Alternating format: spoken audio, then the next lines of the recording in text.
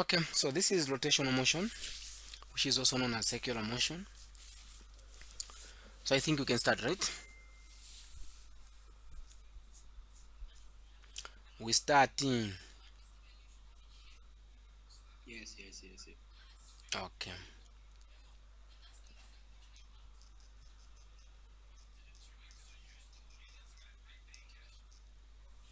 So the question is, an electric fan is turned off and its angular velocity decreased from 500 revolution per minute to 200 revolution per minute in 4 seconds. Find part 1, the angular acceleration in rad per second squared. Part 2, find the angular displacement in radians after 4 seconds, and how long will it take, or how long it takes the fan to come to rest. Now, before solving questions for circular motion, I would recommend you first to come up with data. Then data is going to help you to know which formula are we supposed to use. Okay? So from the question here, we can clearly see that we can have our data from here,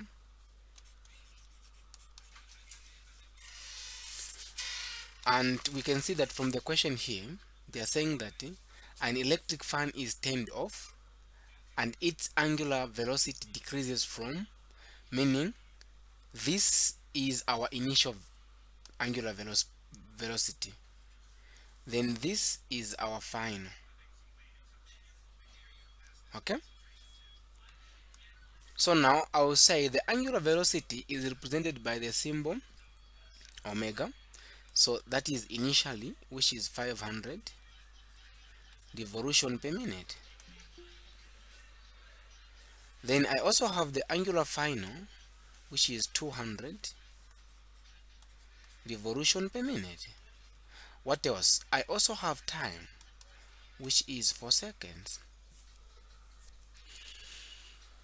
Any questions so far? Okay, if that is okay, now I can clearly see that the question is asking us to find the angular acceleration in rad per second, but I can see that the angular velocity is in revolution per minute, meaning I have to convert this revolution per minute, the angular velocity, from revolution per minute to rad per second. Okay, so I'm going to say, we know that in 360 degrees there is 2 pi rad. At the same time, there is 1 revolution. I can simplify this and say, uh, okay, so now when I want to convert, I'm going to be saying this. I'm going to say, in 1 revolution there is 2 pi rad. Okay, meaning that whenever I want to convert from revolution to rad, I can use this expression. Okay, even from rad to revolution, I can use this. Now I can teach you how to use dimension analysis to convert anything.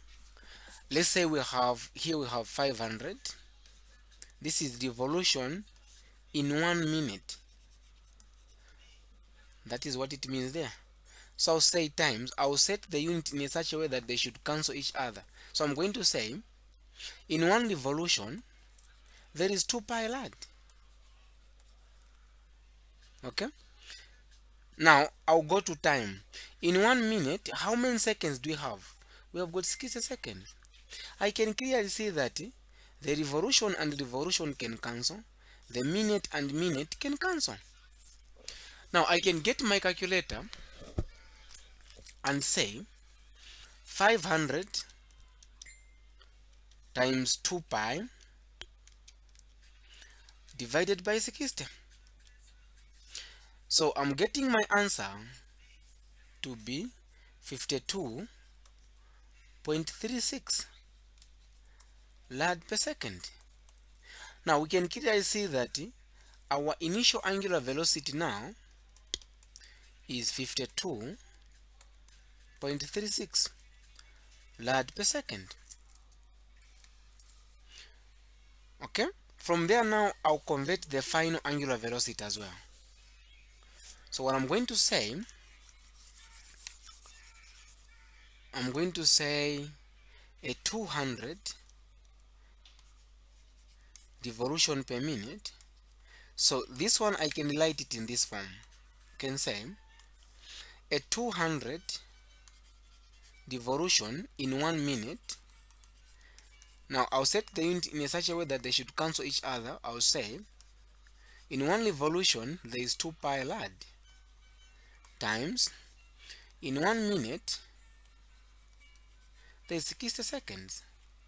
Now what I can do there, I can cancel the revolution, I can cancel the minutes.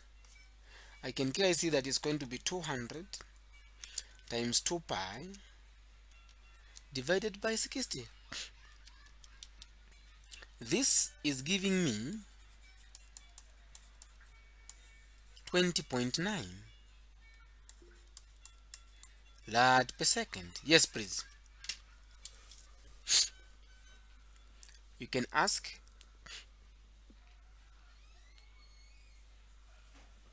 Anyone who want to ask?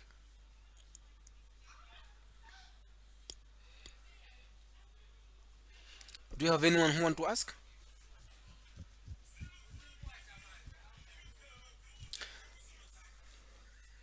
Okay. Now from here, I can use my formulas to find the angular acceleration. And we do know that this question is under relationship between rotational motion and translational motion, or linear motion and circular motion. We know that if I have got my formula, V final is equal to V initial plus AT, that is under linear motion. Under circular motion, this is linear velocity. Now under circular motion, we're going to say that is angular velocity final is equal to angular initial velocity times angular acceleration times time. Okay, now what if I have the displacement is equal to V initial times time plus half AT squared. Under circular motion, this formula is theta. This is linear displacement, this is angular displacement. So theta is angular displacement. So I'm going to say the angular displacement is equal to the angular velocity initial times time doesn't change, this then angular acceleration times time squared. Now I can go ahead and write the third equation. I can say the V final squared is equal to the V initial squared plus 2AD. Now here, this is going to be the angular velocity final squared is equal to the angular velocity initial squared plus 2 angular acceleration times the theta. So these are the formulas which we have to know under rotational motion, or let me say the relationship between rotational motion and circular motion. So these formulas, they are for translation, they are for rotational.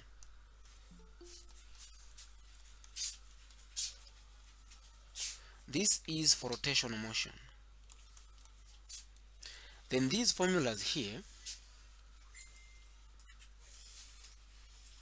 they are for translation, or you can say linear.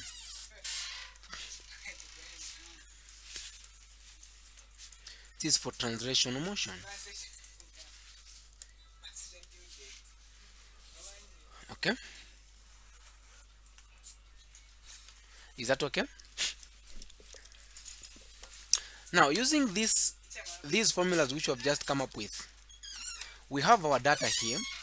We want to find the angular acceleration. Which formula do you think we're going to use?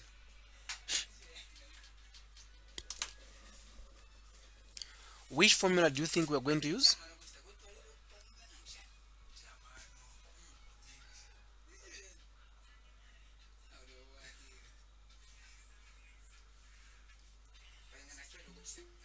Are you guys getting me?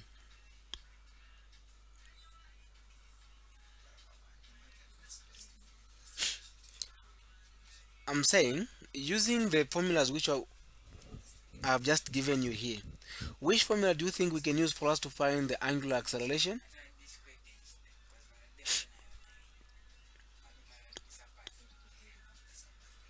The first equation. Okay. Why can't we use the second equation?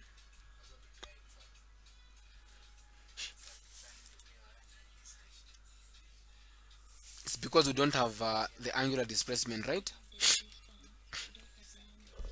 Yes, we don't have the angular displacement. Yes, so I'll use the first one.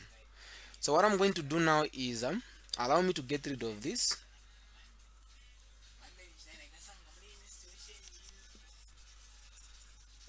So using the first equation, I can clearly say that it's going to be the final, the initial, this. Now our goal is to find the angular acceleration. I can shift the initial acceleration. So I'll say minus this is equal to alpha times t. Let's divide both sides by t, here by t. So these they'll cancel. I'll have this to be equal to this. So my angular acceleration will be, the angular velocity final is 20.94 minus the initial is 52.36. I divide this by time, which is 4. Now this was decelerating now, meaning that our angular acceleration is going to be negative. So using our calculator, we can clearly see that it's going to be 20.94 minus 52.36. So I divide this by 4. I'm getting negative 7.855. Confirm.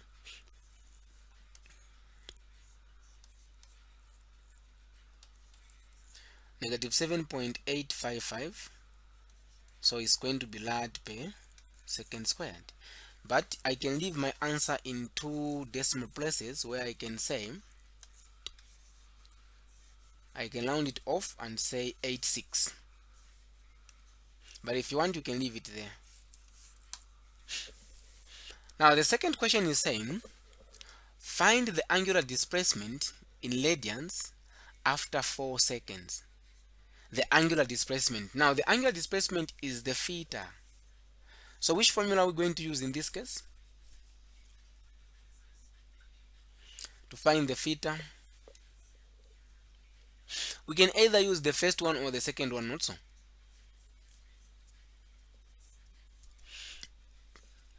Mm-hmm.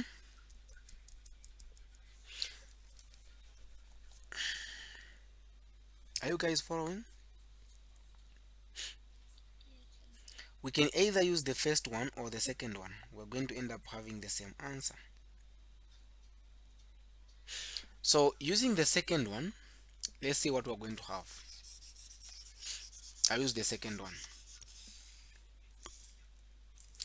So I have theta.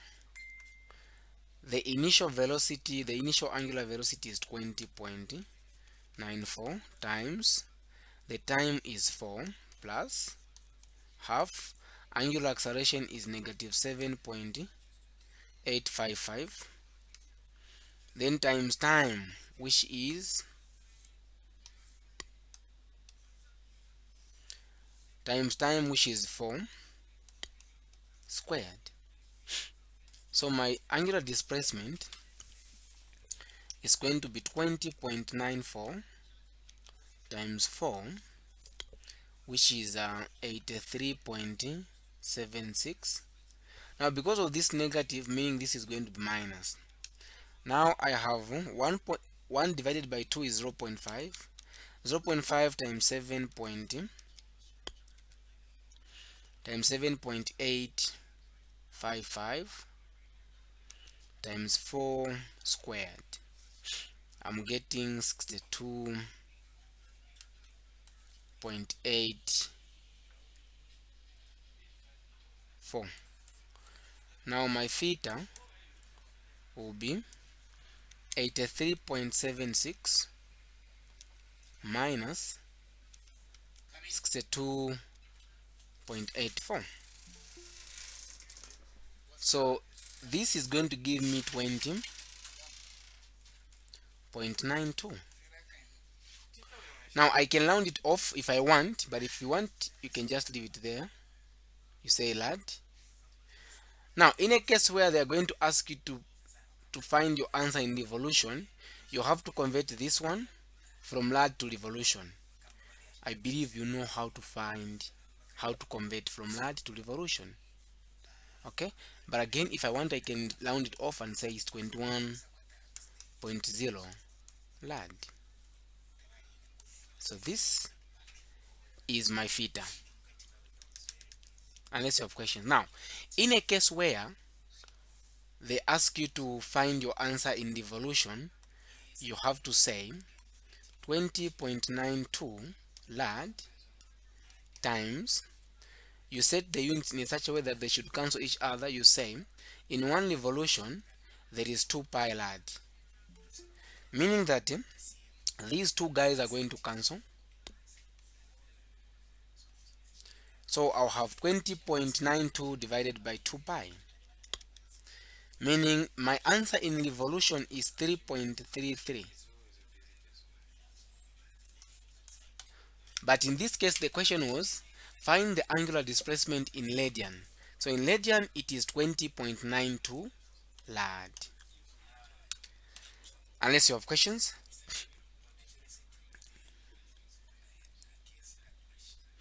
Now, part 3 is saying how long it takes the fan to come to rest. Meaning that now, what is our final velocity, the final angular velocity in this case?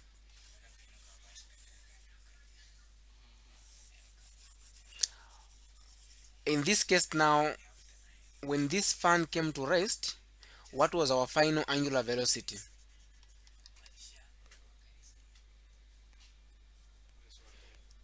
Hello?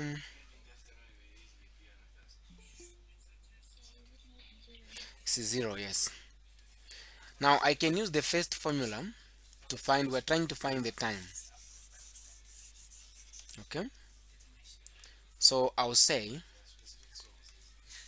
this plus this, my goal is to find the time. I can shift this to the other side, which is going to be like this. I divide both sides by alpha, both sides by alpha. Acceleration will not change. Do you think acceleration is going to change?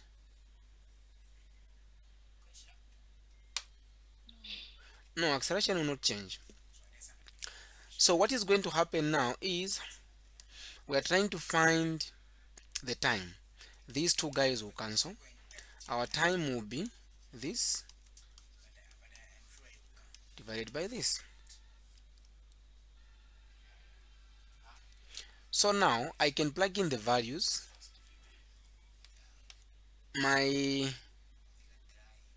final is 0. My initial is 52.36. We divide this by the acceleration negative 7.855. So t will be equal to 0 minus that one is going to be negative 52.36. I divide this by negative 7.855.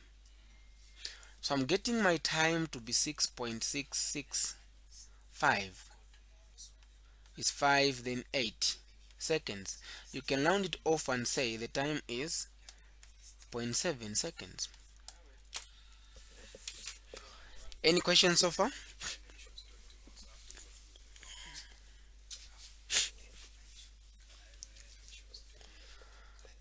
Any question?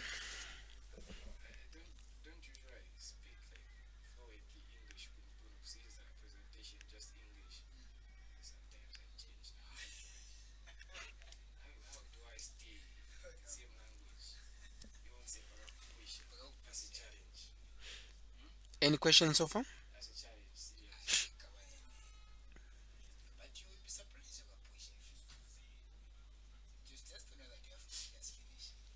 No questions?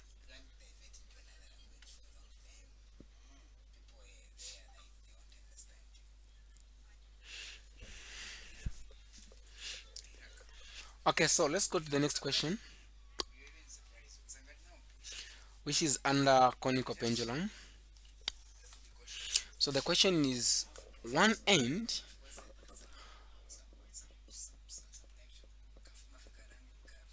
of light inextensible string, which is 1.0 meters long, is attached to a fixed point. A small sphere of mass 0.5 kg is attached to the string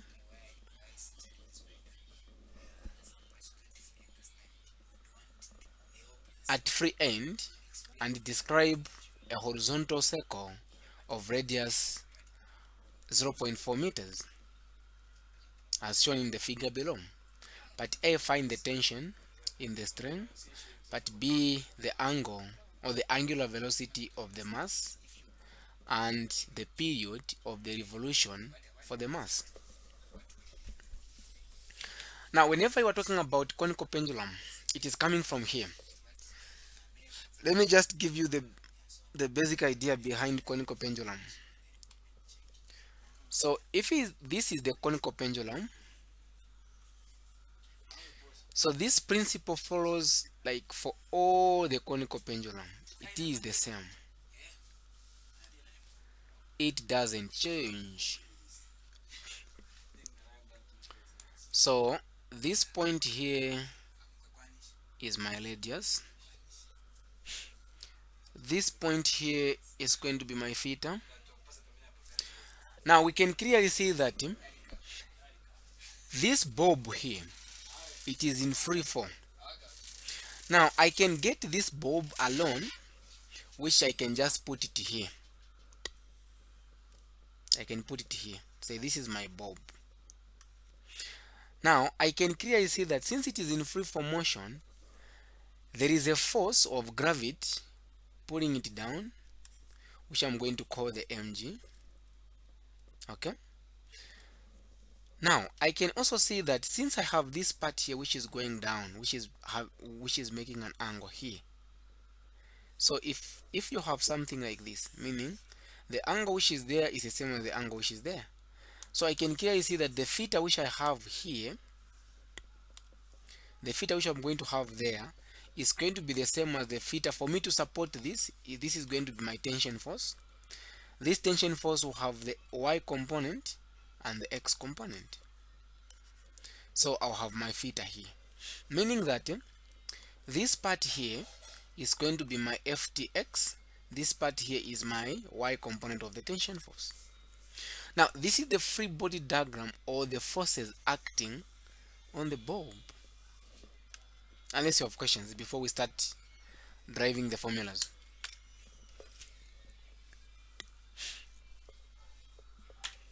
Okay.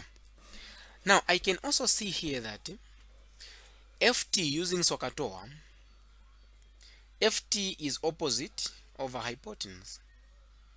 Not so. So my ft x is going to be ft sine theta. Then my fty is going to be ft cos theta, because this is the adjacent, this is the hypotenuse, using SOHCAHTOA. Now from there I can clearly see to say I can now start working around with the forces. I'll get rid of this. So this principle which I'm giving you here is going to apply to all the conical pendulum. Any question for conical pendulum which you are going to come across, this is going to the equation is going to be the same. So I'm going to say I'll start with the summation of the forces in y direction. This bulb is moving in x direction. So in y direction the forces is going to be 0. So I'm going to say that the summation of all the forces in y direction What force do we have? We have got Fty pointing upward, so I'm going to say Fty. Then mg is pointing downward, so it's going to carry negative. Now, since this object is not moving in y direction, I can clearly say that the net force is 0. So it will be 0 is equal to Fty minus mg. Now I can shift mg to the other side, which is going to be Fty is equal to mg. But what is Ft according to Sokatoa there? Fty is Ft cos theta. So I'm going to say this is going to be Ft cos theta is equal to mg. We are going to call this as the equation 1. Is that okay?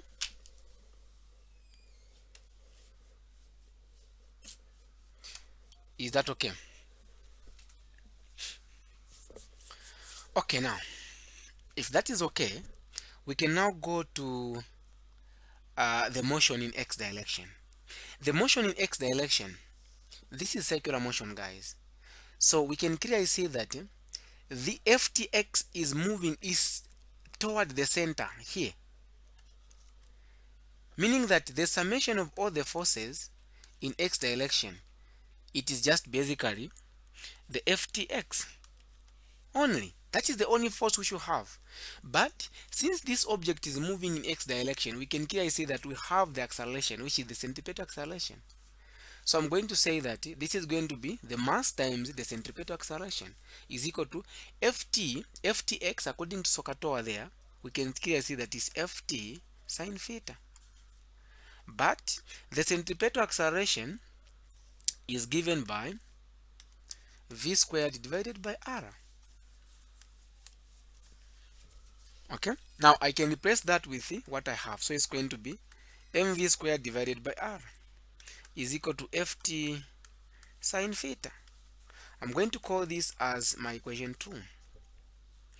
Now, the question is, we need to find the tension force, but we don't have the theta, so it will be impossible for us to find the tension force. So we need first to find the theta. Okay. Now here, how can we find the theta? Okay. We have this. We have the length. Where is it? We are saying that the string is 1.1 meters. That is the length of the string. 1.0 meters. Okay. So the theta is here. Now what else do we know? We can also clearly see that the radius from this point all the way to there is 0.4. Using Sokatoa, I can use sine theta is equal to opposite is 0.4 divided by hypotenuse, which is 1.0, meaning my theta will be sine inverse of 0.4 divided by 1.0. So meaning my theta will be what? My theta will be shift sine open brackets 0.4 divided by 1.0.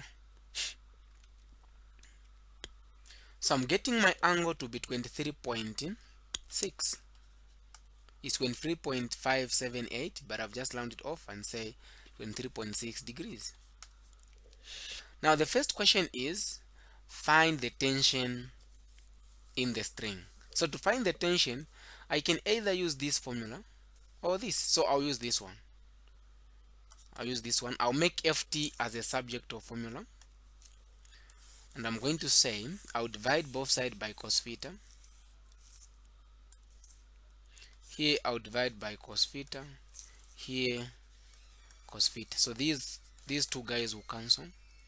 I'm going to have my ft, which is the tension force, is equal to mg divided by cos theta. Are we following? Now from here I can plug in the values. I can say that my Ft will be equal to the mass of the bulb I have been given, which is 0.5. G is 9.8. I divide this by cos 23.6. So my Ft will be equal to 0.5 times 9.8. On top there I'm getting 4.9. Then I divide this by cos 23.6. So I'm getting my tension force to be 5.35 newtons. Can you confirm?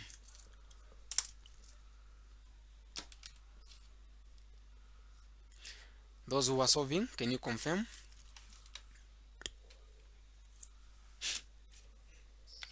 It is. Okay. Now, the next question is saying, what is the angular velocity? Now, to find the angular velocity,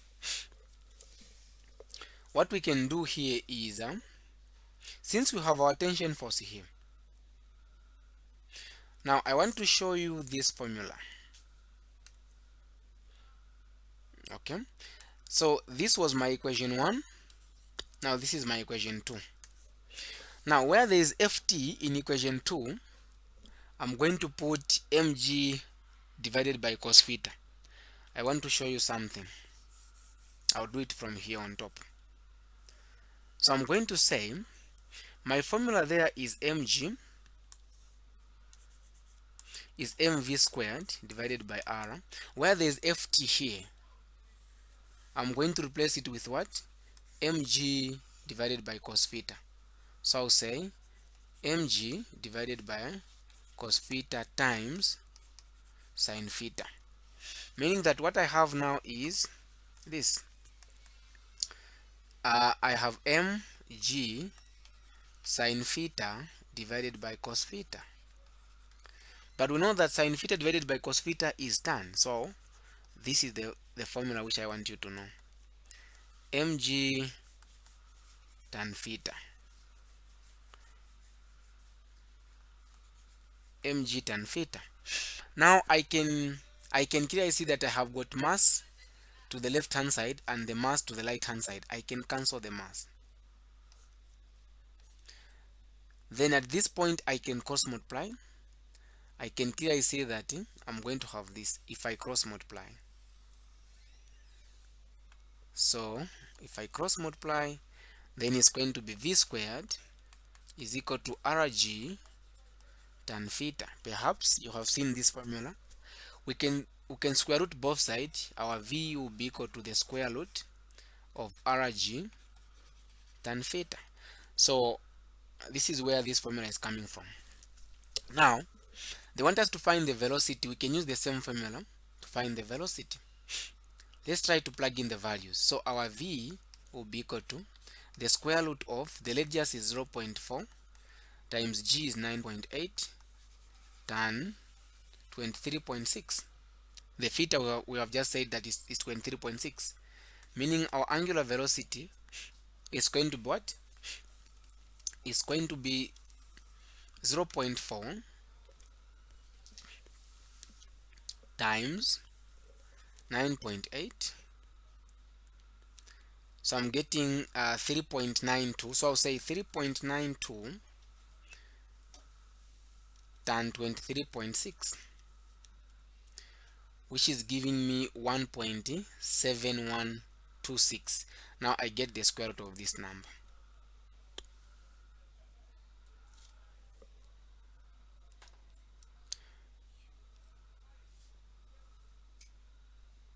Can you see my screen?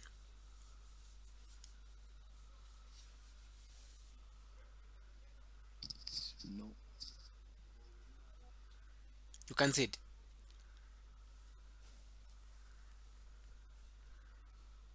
Confirm. Can you see it? No, we can't see.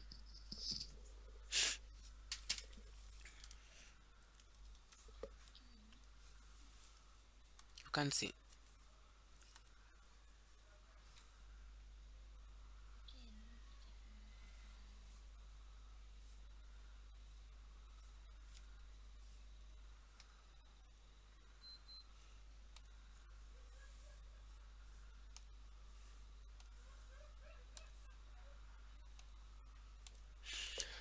Okay, so now I'll get the square root.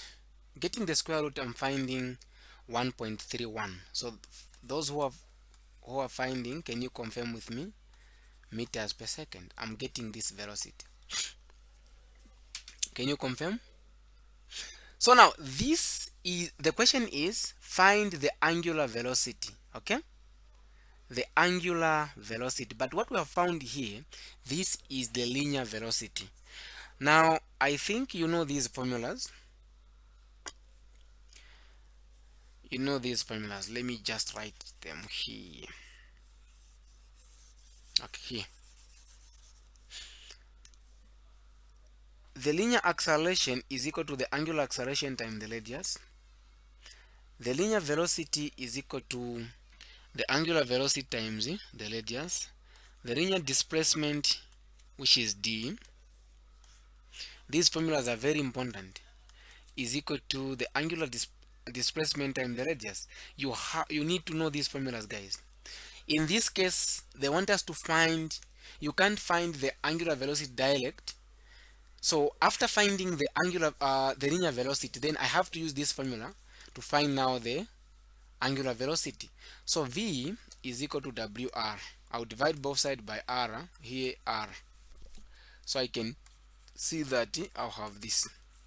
Now let's plug in the values. My v is 1.31. My r, the radius is 0.4. So my angular velocity is going to be 1.31 divided by 0.4, which is 3.275 rad per second. So this is now my angular velocity. Unless you have questions.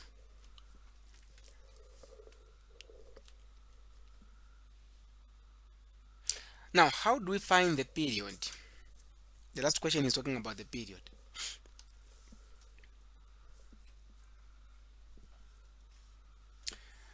So now, to find the period, what you have to know is this. If an object is moving around the circle, then this formula is true. Velocity is equal to distance divided by time. Okay? Now, this formula you know it. But the issue here is when an object is moving around the circle, then this v, the distance is the circumference of the circle. Which is what?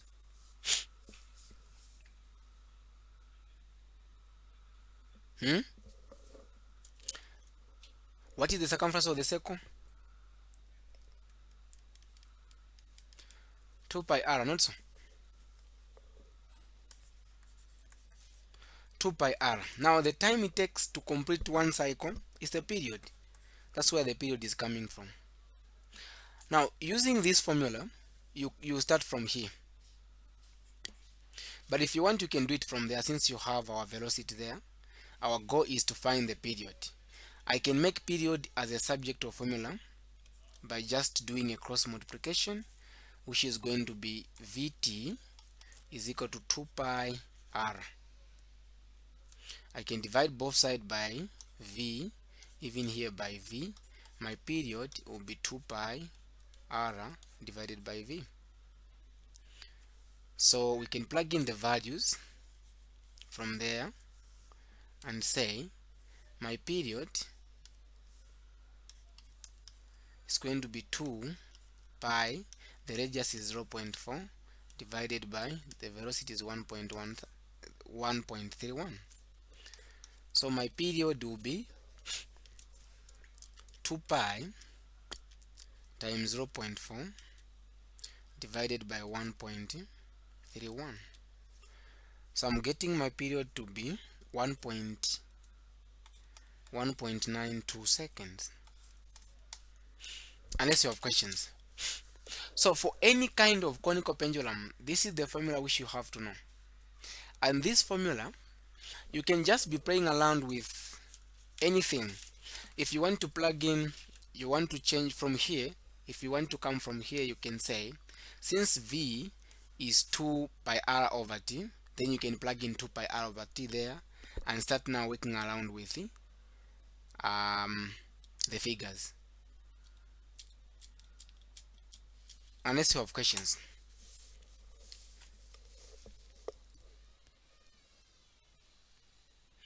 This is what I had for you today. So we can end here.